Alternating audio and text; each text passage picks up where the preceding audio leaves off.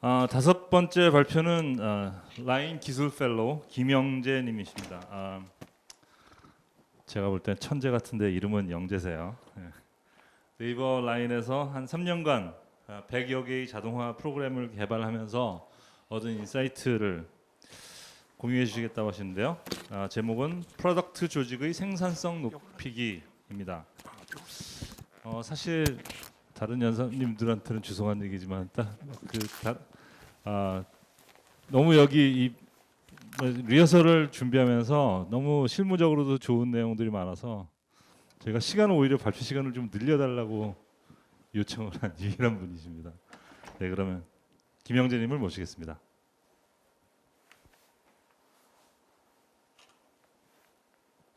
네, 안녕하세요. 김영재입니다. 실제 이제 슬라이드의 제목을 무엇으로 할까 생각을 하다가 프로덕트 조직의 생산성 높이기가 좀 적당할 것 같다라고 생각해가지고 이 주제로 오늘 이야기를 풀어보려고 합니다. 네, 안녕하세요. 김영재입니다. 저는 그 라인에서 그 테크니컬 펠로우를 하고 있고요. 동시에 그 네이버의 클로바 AI 엔지니어링 쪽을 또 맡고 있습니다. 그래서 다행히 이제 저는 관리자치고는 아직 프로그래밍을 손에 안 놓고 있다고 생각합니다만, 그 전에는 이제 제가 지금 만 3년 여기서 일을 하고 있고요. 그 전에는 아실 분 아시겠지만 그 바풀이라는 스타트업에서 바로 불기라는 이제 중고등학생의 학습 관련 서비스를 운영을 한 5년 동안 해서 네이버 라인에 엑시스를 했습니다.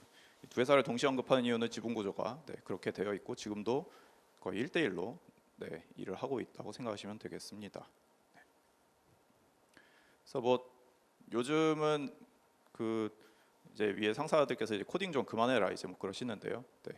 한편으로는 저는 계속 하겠습니다라고 하지만 언젠가부터는 이제 동료들이 저보고 좀 그만하라고 하더라고요. 왜냐하면 그 커밋 로그에 제가 뜨면 조금 긴장이 된다 그래가지고 좀 고민을 하고 있습니다. 약간 소외감 느끼고 있습니다. 오늘 이야기할 주제는요.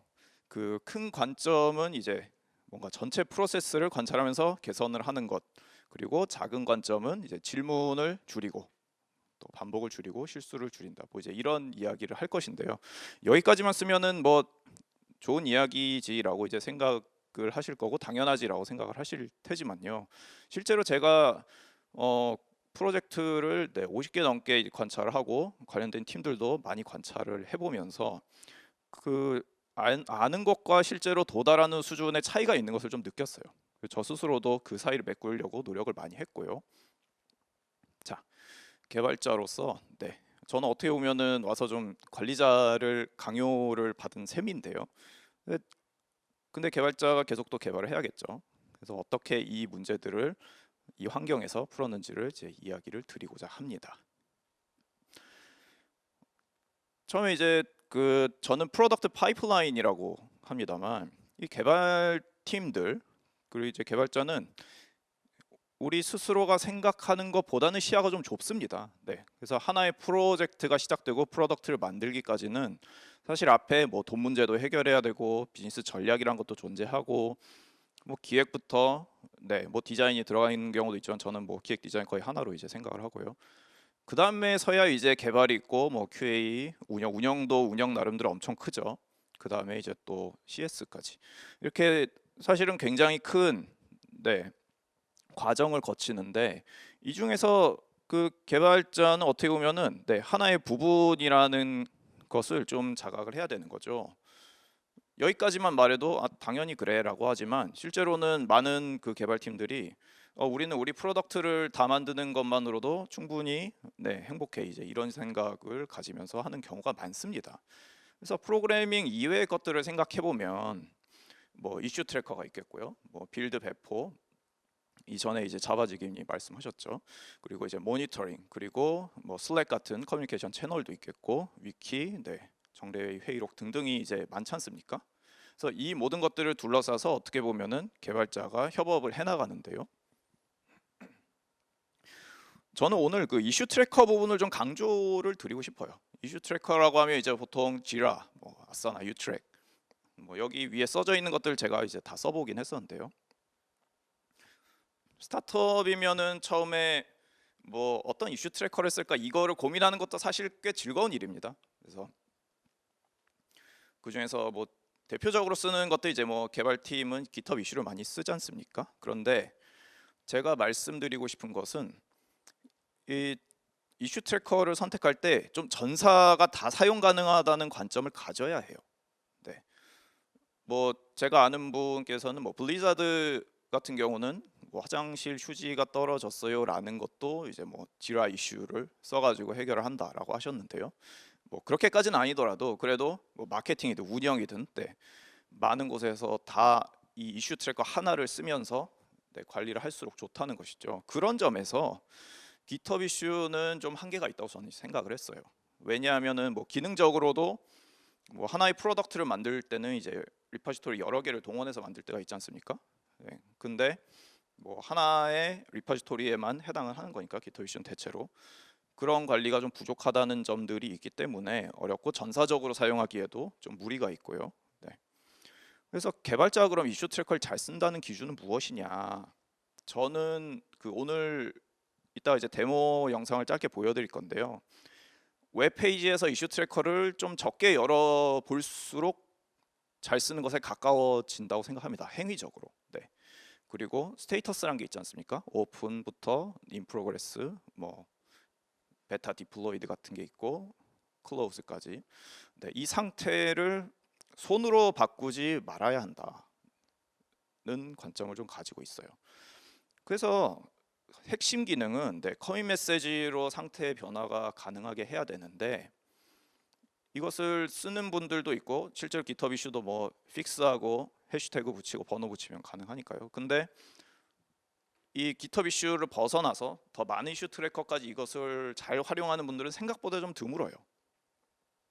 그래서 오늘 제가 짧게 그 아마 이 방송 보시는 분들 중에서 절반 정도는 잘 하고 계시면 절반 정도는 잘 안 하고 계신다고 생각을 하는데요. 적어도 제가 관찰한 네, 수백 명의 개발자들은 오늘 소개하는 내용은 거의 활용하시는 경우를 못 봤어요, 제가. 근데 여기 제가 슬라이드에 하디 하리리라는 분 이건 이제 그 젯브레인의 에반젤리스트세요. 네, 기술 에반젤리스트로 뭐 거의 매년 2번씩은 한국 오셨죠. 그래가지고 이 기능을 시연을 하셨는데 저는 그러니까 굉장히 수년 전에 이걸 보고 해보고 이거 좀 괜찮네라고 생각을 했었는데 오늘 한번 제가 소개를 하려고 해요.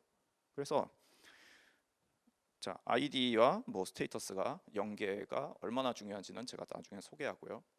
짧은 제 그 스크린 캡처 영상을 보시겠습니다.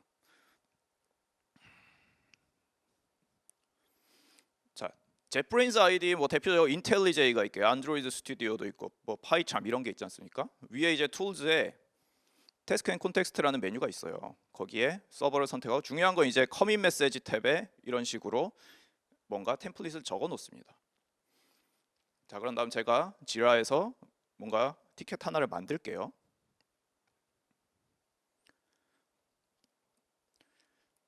티켓 하나를 생성을 하면 여러분들 이거 집중해서 보셔야 돼요. 제가 이거 새벽 4시까지 편집했어요. 네. 가상의 폴더가 이제 왼쪽에 만들어질 거예요.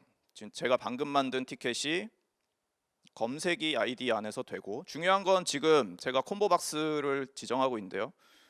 이 지라 이슈 티켓이 제공하는 모든 스테이터스 같은 것들이 보이죠. 인 프로그레스로 두고 OK를 누르면 네, 왼쪽에 뭔가 가상의 폴더 같은 게 이제 생성이 되는데요.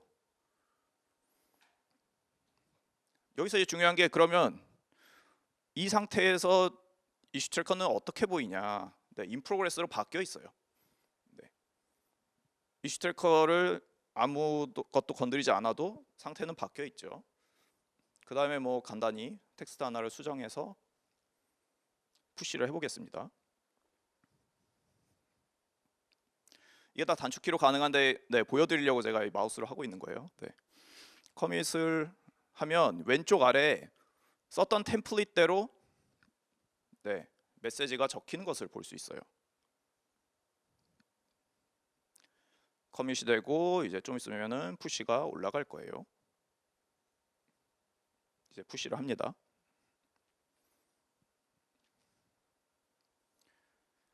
다시 이제 이슈 트래커로 오면은 새로 고침해 보면 어떻게 변해져 있냐? 네, 개발 완료로 자동으로 변해져 있고 아래에는 네, 어떤 코드로 바뀌었는지 보여져 있고요. 실제로 누르면 어떻게 변했는지 네, GitHub 안에서도 보여져 있고 여기서 이제 보시면 아시겠지만 이슈 트래커는 이슈를 보는 용도로만 썼지 상태 변화에 전혀 개입을 직접 하진 않았다는 거죠. 나는 그냥 개발에 집중했을 뿐인데 이슈 트래커는 알아서 바꿔줬다. 이것을 제가 좀 보여드리려고 했어요. 그래서 제가 이제 추천드리는 방식은 이제 TDD 이제 많이 이야기하지 않습니까? 테스트 주도 개발을. 근데 그것보다 하나 더 앞서서 이슈를 먼저 커밋 메시지를 이슈로 먼저 생성하는, 저는 좀 커밋 메시지 주도 개발이라는 표현을 쓰는데 네, 이슈를 먼저 만들어요. 그 다음에 그에 따라서 뭐 TDD를 쓴 다음에 테스트 코드를 만들고 실제 로직 코드를 만들고 커밋, 푸시, 릴리즈를 수행하는데요. 다들 그러실 거예요. 아, 물론 이슈 만들지. 물론 이슈 먼저 만들지. 그런데 중요한 거는 뭐냐면 미래 커밋 메시지를 이슈로 만든다는 거예요. 네. 그러니까 좀 추상적인 태스크 단위로 쓰는 거가 아니라 미래 커밋 메시지는 이럴 거야라는 개념으로 만드는 겁니다.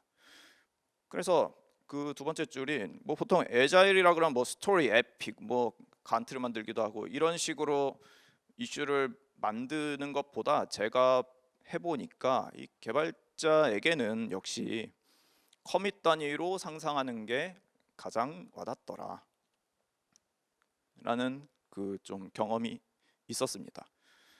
그러면은 여러분들 커밋 많이 하지 않습니까?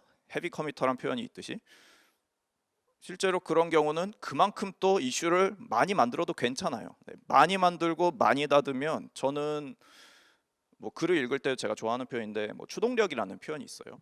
네, 그래가지고 내가 한 문장을 읽으면 다음 문장 또 읽고 싶어지게 그렇게 써지는 글이 있지 않습니까? 드라마도 마찬가지로 한 편 보면 다음 편이 자연스럽게 보고 싶어지고 이런 거를 이제 좀 추동력이라고 표현을 하는데 이 개발도 마찬가지입니다. 네, 이슈를 많이 만들고 많이 닫으면 그 자체적으로 추동력이 생겨가지고 개발의 속도감이 굉장히 붙게 돼요. 네.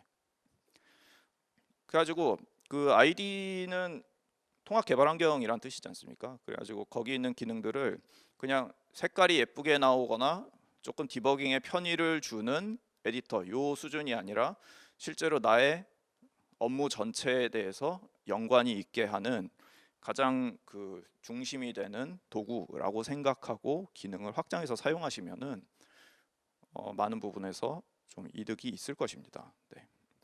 그래서 뭐 비주얼 스튜디오도 비슷한 기능이 있고요. 하지만 뭐 어떤 분들 같은 경우는 그 콘솔에서 뭐 커밋 메시지 직접 쓰시는 분도 계세요. 네, 그것 자체를 뭐 가급적 저는 이제 동료들한테는 지양하라고 이제 말을 하는데요.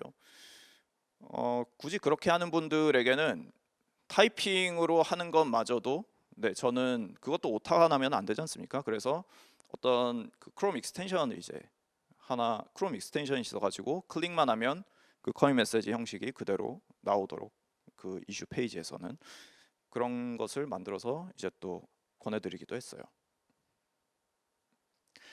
CI/CD 빌더라고 하고 저는 뭐 그냥 빌드 서버라고 합니다만 이것도 이제 우리 개발자들이 항상 네, 그 끼고 쓰는 거지 않습니까?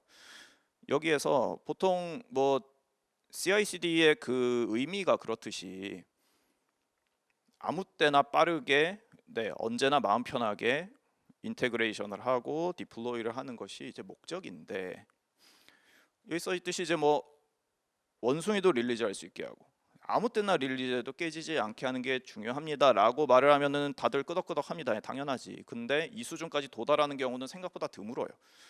예를 들어 어떤 경우가 있냐면 버전 하나가 있죠. 뭐 1.0.1이라고 치죠.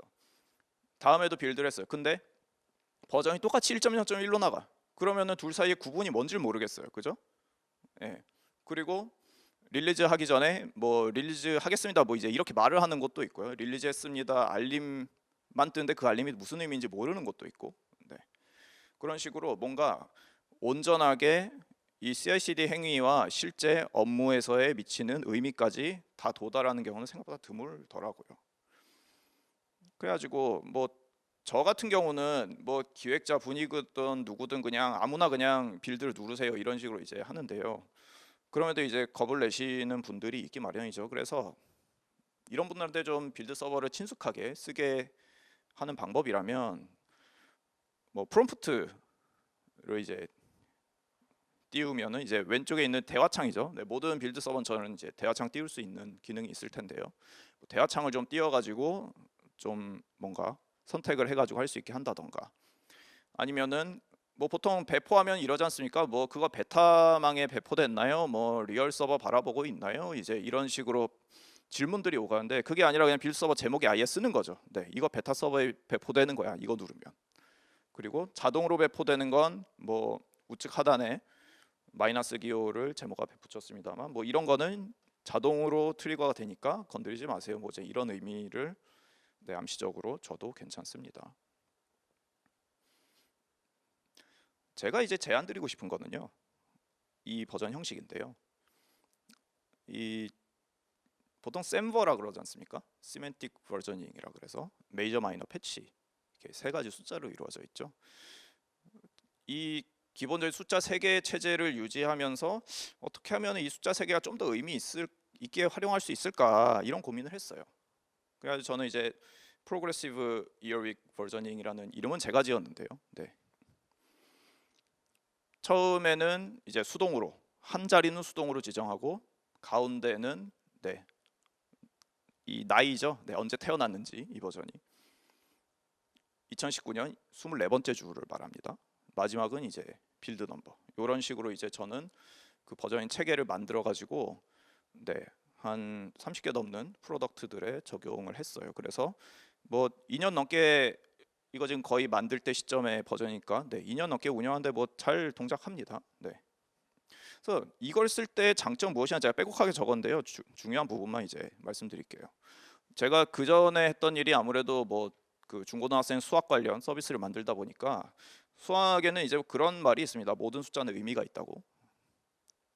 그 제일 첫 번째 줄 보시면 많은 소프트웨어들이 1.0. 몇에서 1점 몇에서 몇 년간 멈춰 있어요. 네, 그래서 저는 이제 문득 생각한 거죠. 첫 번째 숫자는 언제 바뀌는 거야? 네, 첫 번째 숫자는 안 바뀌면 의미가 없는 거 아닌가? 그런 어떻게 해야 모든 숫자를 더 활발하게 활용할 수 있지라는 생각을 해서 나온 건데요. 이제 중요 첫 번째 윗줄 부분 보면 네, 마지막이 이제 빌드 넘버니까 빌드 서버가 버전을 만들어 주는 거죠. 그렇기 때문에 그 빌드 넘버는 정확하게 네, 어떤 바이너리가 나온 것이다가 완벽하게 구분이 되는 거가 중요하고요. 그러니까 1.0.1이라는 똑같은 버전으로 서로 다른 바이너리가 나오지가 않아요. 네, 여러분들 보시면은 뭐 가끔 업데이트 to 1.0.2 이런 커밋 쓰지 않습니까? 근데 엄밀히 말하면 이 버전이라는 거는 패키징이죠. 네, 기능과는 상관이 없는 거예요. 그렇기 때문에 바람직하게는 커밋 메시지에 버전에 대한 내용이 없을수록 사실은 바람직하다고 저는 생각하는 편입니다.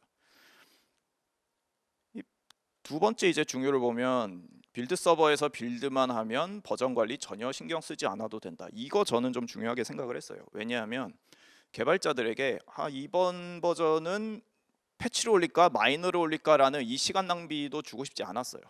네. 그래서 우하단에 이제 예시 이미지를 보시면은 어떻게 읽히냐면요.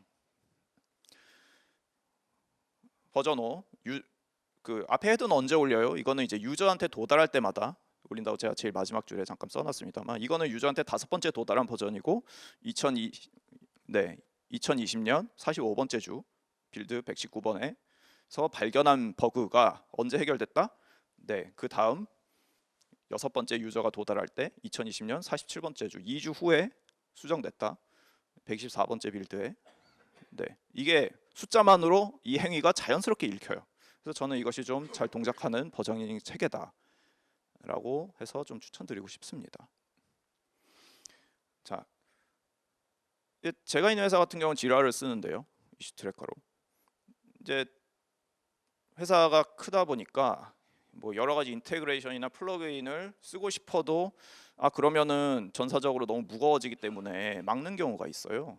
네, 그래서 이제 더 세련된 그런 인테그레이션 플러그인들이 나와도 적용을 잘 못하는 게 있는데, 그럴 때는 이제 API를 좀 뚫어지게 보는 거죠.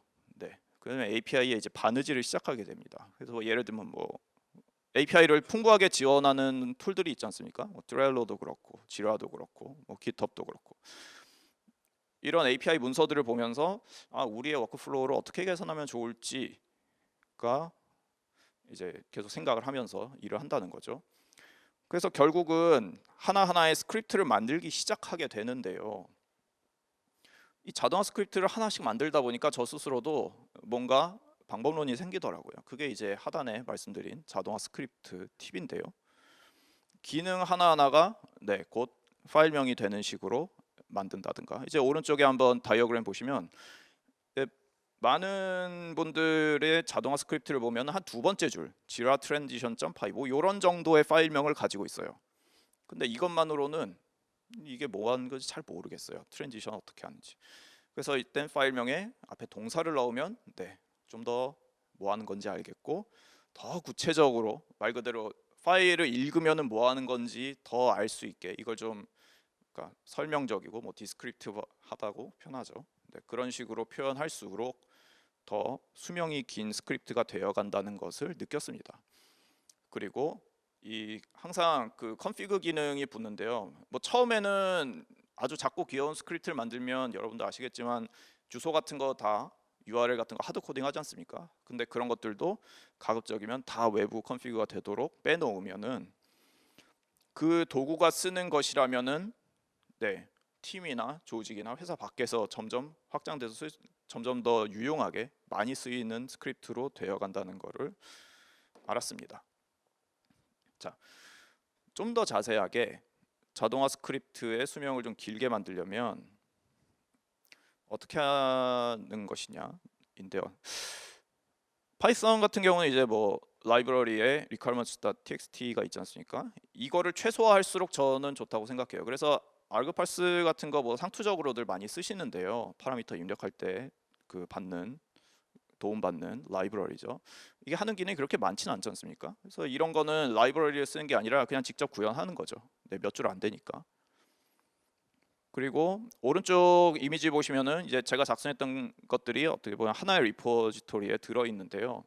이렇게 조각들을 좀 스크립트 조각을 하나의 리포지토리로 모으면 빌드 서버에서 마치 이거는 그냥 하나의 상투적인 익스텐션 기능처럼 항상 껴목거리로 같이 들어가 가지고 뭔가 수행을 시킬 때 좀 유용합니다. 이 스크립트 중 뭘 동원해서 쓸지 모르니까 그렇게 하나에다 모르면 좀 도움이 됐고요. 그리고 세 번째 좀 중요한 건데요. 항상 팀 그리고 더 큰 규모의 뭐 조직 리포가 있다면은 그 더 자기보다 상위의 리포에 이런 지식들을 쌓는 거를 좀 추천해요. 개인 자산, 나의 지식이야 이런 것처럼 보이면은 다른 사람의 그 공헌도 좀 막을 수 있기 때문이죠. 그래서 뭐 개인의 리포에만 쌓으면 누군가 그냥 복사해가지고 또 약간 수정하거나 뭐 이런 것들이 일어나죠. 뭐 그렇게 개인 리포에 멋있게 풀 리퀘스트 이런 스크립트 조각이 일어나는 경우는 많지는 않거든요. 그 마지막으로는 이거가 좀 중요한데요. 작업을 하다 보면 이제 스타일이 변하기도 합니다. 저도 이제 뭐 초짜일 때 짰던 거랑 한 10개 짰을 때 약간 또 손에 붙어서 가지고 짜는 거랑 스타일이 좀 바뀌기 때문에 그러면은 앞에 있는 것들이 귀찮더라도 모두 다 좀 바꾸는 그런 꾸준한 유지 보수를 해줘야지 스크립트의 수명이 전체적으로 더 길어진다고 저는 생각을 해요. 그래가지고 뭐 컨피그 파일 같은 경우는 아래 그림 보시면은 제가 선호하는 방식은 파일 이름이랑 이 YAML 컨피그 파일에 첫 시작하는 거랑 일치시키게 합니다. 이러면 저 컨피그 파일을 예를 들면 뭐 앱 하나의 리포에 저 파일 하나가 들어있고 내가 스크립트 한 3개를 동원해 가지고 뭔가를 할 거야 라고 할 때 저 파일 이름 단위로 루트가 구분되어 있으면은 스크립트 빌드 서버가 원하는 컨피그 항목만 읽어가지고 처리하기에 굉장히 용이했습니다. 자, 아까 말씀드렸을 때 이제 개발자의 시야가 좁다라는 거 그리고 전체 프로덕트 파이프라인을 좀 볼수록 시야가 넓어진다라고 한 것에 이어지는 이야기인데요. 개발자들은 이제 보통 뭐 기획자분들로부터 뭔가 요구사항을 받고 그것을 그 스펙을 받고 그것을 구현하지 않습니까? 그래서 기획자들이 궁금해하는 질문은 이거예요. 이번 버전의 스펙대로 개발되었냐? 여기서 이제 알 수 있는 건 버저닝부터 좀 정확하게 하면 대화하기가 좀 편하겠구나. 그리고 자, 이슈의 상태와 개발 상태가 최대한 일치하도록이 아까 말씀드린 ID에서 상태 변화를 최대한 자동으로 처리하게 하는 것이 중요하다는 의미인데요. 기획자들한테 이제 이 확신을 주는 거예요. 이 티켓의 상태가 개발 중이면은 진짜 개발자가 개발 중인 거야. 네. 개발하려면 진짜 개발하려. 마찬가지로 어느 환경에 배포됐으면 진짜 배포된 거야. 이 믿음을 이슈 트래커만으로 줄 수 있어야 돼요. 한편 개발 결과물은 이제 또 QA 분들과 함께 이야기를 할 때가 있는데요. 이슈와 커밋이 완벽할수록 QA가 항상 하는 질문. 이번 버전에서 내가 리포트한 문제가 해결되었나? 이것에 대한 그 커뮤니케이션이 심플해집니다. 그래서 QA 분들은 내가 지금 QA 하는 게 그 내가 재현할 수 있는 버전인가? 정확한 버전인가? 요거에 대해서 이제 또 궁금해 하시는데 제가 추천드린 그런 버저닝 방법을 쓰면 뭐 1.0.1 버전이에요. 근데 1.0.1 중에서 언제 배포된 거예요를 시작해 가지고 뭐 그런 커뮤니케이션이 아니라 빌드 넘버만 말하면 아주 정확하게 커뮤니케이션 할 수 있다는 거죠. 네. 그리고 마지막 부분에 제가 중요라고 했는데 뭐 보통 앱을 만든다고 하면 이제 디버그 모드가 있지 않습니까? 네.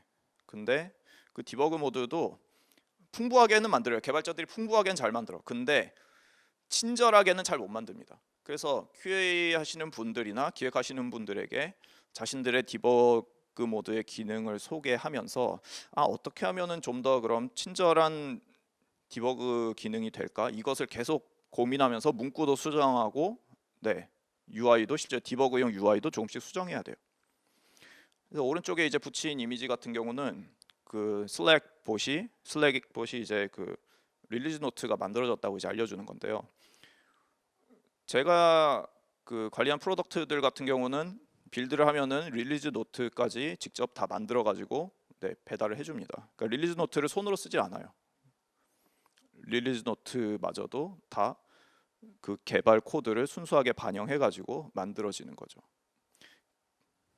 그 모든 시작은 어떻게 보면 이슈 자체를 잘 쓰는 것이 시작이다. 그것만 잘하면 사실 뒤에 릴리즈 노트 자동화까지도 아주 매끈하게 할 수 있다라는 말씀을 드리고 싶습니다.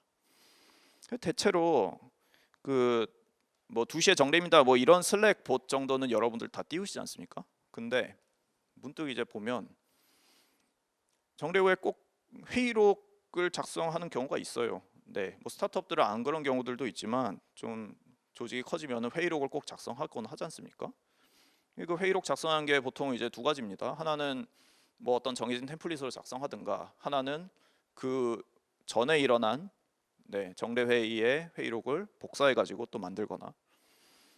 그거를 보면서 그거 이제 보통 회의 주최하는 분들이 회의 전에 서둘러 만들든가 2, 3일 전에 만들든가 이렇게 하는데 그냥 회의록부터도 자동으로 만들어주면 안 되나? 이제 이런 생각을 해서 만들었더니 이걸 기획팀 분들이 진짜 좋아하더라고요. 그러니까 오늘 방송 이 발표 들으시는 분들은 한번 해보시는 거 추천드립니다. 자, 물론 이제 저는 목표는 그런 회의 시간 자체를 없애는 건데요. 그 방향성이 될 수 있도록 계속 관찰하면서 개선하는 게 어떻게 보면 제가 요즘 하는 일이기도 합니다. 자, 이것을 적용하기까지 저는 어떻게 보면 나름의 방법론이 조금 생겼는데요. 처음에 뭔가 어떤 새로운 프로젝트를 시작하든 기존에 이미 진행한 거에 제가 참여하는 경우도 있죠. 그럼 이제 뭐 슬랙 채널 같은 거에 초대를 받아가지고 다 읽어봐요. 다 읽어보면서 뭔가 질문이 글 중에 있지 않습니까? 근데 그 질문에 하필이면은 2번 이상 뭔가가 나온 것 같아. 이러면은 저는 이 질문은 없애버리겠어 라는 생각을 하고 그 질문이 일어나기까지의 프로세스를 관찰하고 이것을 어떻게 개선할지 생각합니다. 개선을 하면 그것을 이제 문서화를 하는 것에 이 어떻게 보면 순환을 계속 도는 게 저의 방법론인데요. 자, 예를 들면 제가 처음에 굉장히 민감하게 생각했던 질문은 이런 거예요. 뭐 릴리즈가 됐나요? 뭐 이번 버전에서 수정됐어요? 뭐 이런 거. 앞서서 제가 어쨌든 이것을 어떻게 해결하는지는 말씀을 드렸죠. 근데 처음에 개발자들이 수정을 했는데 그 후에도 계속 익숙해지도록 교육이 필요하긴 합니다. 네. 뭐 예를 들면은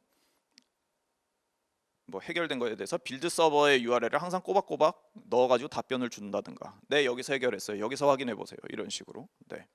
그리고 뭐 이런 게 있지 않습니까? 커밋이 쌓였는데 아직 빌드 버튼 안 눌렀어. 그러면은 그냥 직접 누르셔도 괜찮습니다라고 그냥 말을 한다던가요. 네. 그리고 마지막 부분은 제가 이제 좀 중요하게 생각하는데요. 이런 커뮤니케이션을 보시는 경우가 있을 거예요. 뭐 이런 문제 수정해 주시겠어요?라고 어떤 기획자분이 말을 하면 개발자가 그래요. 네, 티켓 하나 만들어 주세요.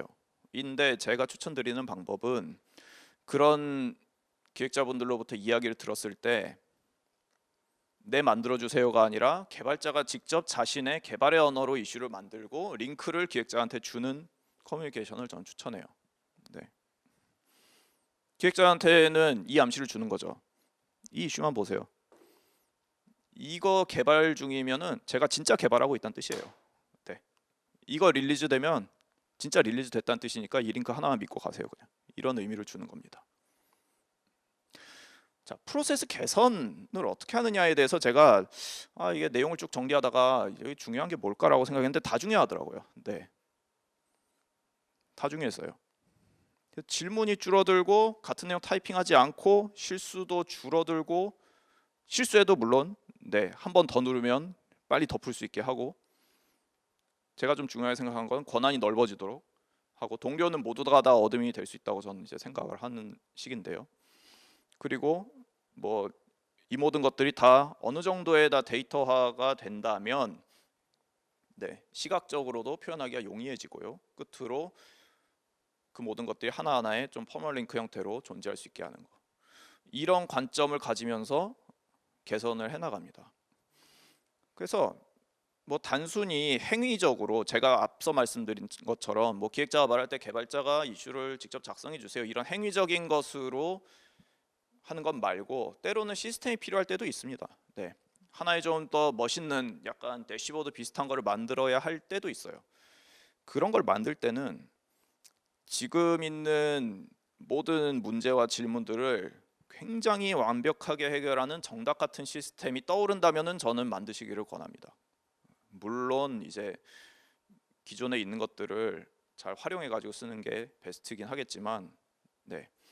내가 만들 때 지금 우리 팀이 가지고 있는, 우리 조직이 가지고 있는 문제를 완벽하게 해결하는 정답 같은 게 나올 것 같아라면은 네, 저는 뭐 개발자분들 다 만드는 거 좋아하니까요. 만들면은 좋다. 끝으로 그 아무리 이제 뭐 잘 만든다고 해도 네, 낡기 마련이니까 문서화를 잘 해야겠죠. 그래서 오른쪽에 있는 이미지 같은 경우는 제가 이 클로바에서는 뭐 여러분들 뭐 관심 있는 분 있으실지 모르지만 뭐 램프, 클락 뭐 이런 식으로 뭐 셀리 스피커, 브라운 스피커 이런 식으로 몇 가지 AI 스피커 제품들이 있는데요. 그거에 대한 펌웨어 관리가 제대로 안 돼가지고 그거를 관리한 시스템들을 제가 만들었었던 겁니다. 문서화 이야기를 했는데요. 네, 뭐 어떻게 쓰는 위키가 잘 쓰는 거예요에 대해서는 뭐 제가 그냥 간단하게 네, 한 페이지 넣었는데요. 뭐 이 그 방송 보시는 분들은 대체로 저는 뭐 위키 잘 쓰실 거라고 믿고 있거든요. 근데 뭐 하나 뭐 권유 드리는 게 있다면, 가급적이면 이제 그 개성을 좀 줄이고 건조하게 쓰는 거. 저는 그래서 아예 그 문체를 아나운서가 말하듯이 쓰세요라고 이제 저는 그 권하긴 하거든요. 네, 뭐 나무 위키처럼 쓰지 말고. 네. 그리고 뭐 남에게 수정 가능성을 열어둔 글이라는 거는 뭐 파워포인트에서 자기가 이미지를 그려가지고 그냥 이미지를 첨부한 게 아니라, 그럼 그 이미지를 남이 또 수정하려면 파워포인트를 직접 또 자기가 복각해야 되거나 이럴 수 있잖아요. 그러니까 뭐 다이어그램 도구 draw.io 같은 거를 이용해서 위키에 집어넣든가, 아니면 파워포인트 파일 그 자체도 같이 첨부라던가 그러시는 게 낫다라고 이제 말을 하는 거고요.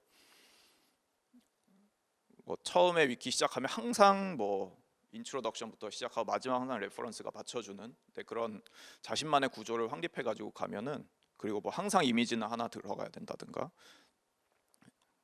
이런 식으로 구조를 가지면은 좀 내가 만들어낸 많은 산출물들을 사람들이 마음 편히 볼 수 있겠죠. 그래서 이 노력들을 하면 어떻게 되느냐? 피라미드 보이십니까? 네. 잘 만든 이제 이 버저인 규칙부터 하나씩 쌓아 올린 거예요. 이 피라미드 제가 이 발표자를 만들면서 너무 가슴이 웅장해지는 거야. 네.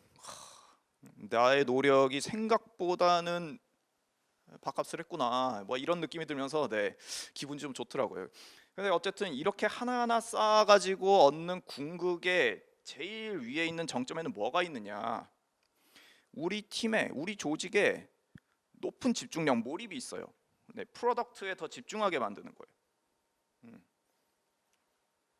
소모적인 질문을 안 받고 소모적인 질문으로 대답을 안 하는 시간을 줄이고 오로지 유저, 프로덕트 이런 것에 집중하도록 만드는 것에 있어요.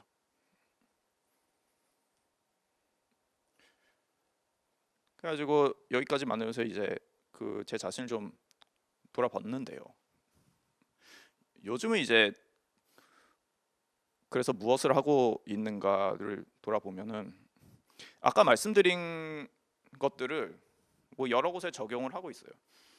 처음에는 이제 뭐 작은 프로젝트부터 시작하면서 쌓아 올렸던 거죠. 뭐 한 3억짜리 프로젝트, 그다음 뭐 10억짜리 프로덕트, 뭐 100억. 지금은 1조 5천억 정도 된 프로덕트를 제가 담당을 하고 있습니다만, 그것도 동시에 여러 개를 지금 하고 있습니다만,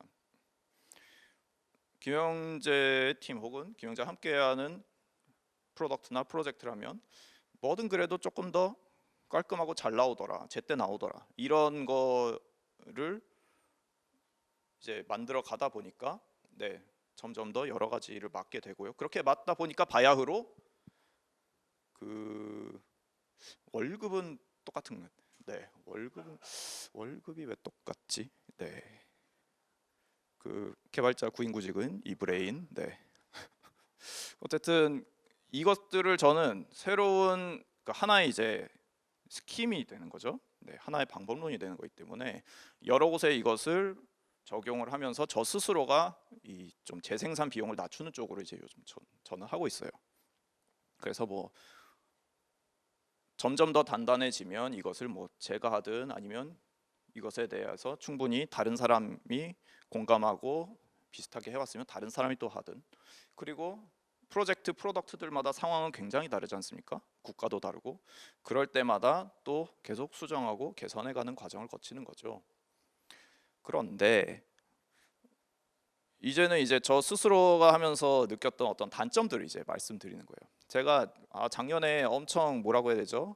네, 그 공허함이 막 찾아왔어요. 그래서 내가 이거 스크립트들 엄청 열심히 만들고 전 낙엽슬기라고 표현했습니다만 뭐 내가 하는 게 이게 그 배관공사를 하는 건지 그 바느질을 하고 있는 건지 막 이런 거. 왜냐하면 저는 뭐 앞서 말씀드렸듯이 좀 관리자로 강요받은 개발자에 가깝다 보니까 피처 개발에서는 조금 한 발은 물러난 거긴 한데 다른 주변에 있는 것들을 열심히 닦고 만들다 보니까 네, 약간은 이제 공허함이 왔단 말이죠.